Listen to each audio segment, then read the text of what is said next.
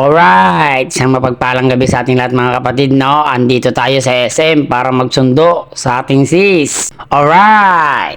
At ayun nga, nandito tayo sa terminal, naghihintay ng paparating na bus na kanyang sinakyan. Ang DLTV and Company. Yun, yung dumaan na bus. Oh, dalawa yan. Sabay sila ng jam liner. Alright! So ayan nga at mag-aantay tayo ng konti, ano? Dahil bababa na sila. Ayan na, ayan na, ayan na. At habang naghihintay tayo, eto nakikita natin, ano?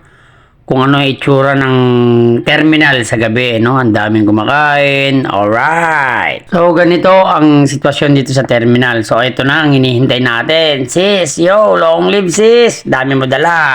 At eto nga yung gusto nating mangyari ngayon, ano? Susubukan natin. Kahit may dala tayong helmet, hindi natin gagamitin. Namimiss ko lang magmaneho ng walang helmet. So, eto.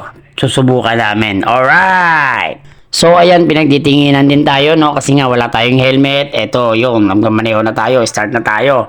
Pabalik na tayo sa bahay. Alright. Namiss ko lang yung ganitong sistema, no? Maalwan pa rin. Siyempre, magaan. Maalwan, hindi mainit. So, yun. Nakapagmaneho tayo ng walang helmet. Pero, huwag natin gagawin. Sundin pa rin natin yung batas na kung ano ang pinapatupad, yun ang ating sundin, di ba? Para sa ikabubuti rin naman natin yun at para sa safety ng bawat isa. Alright! So, tulad ng na-experience ko ngayon, masarap, magaan, pero the best pa rin ng merong helmet kasi para sigurado at iwas disgrasya rin.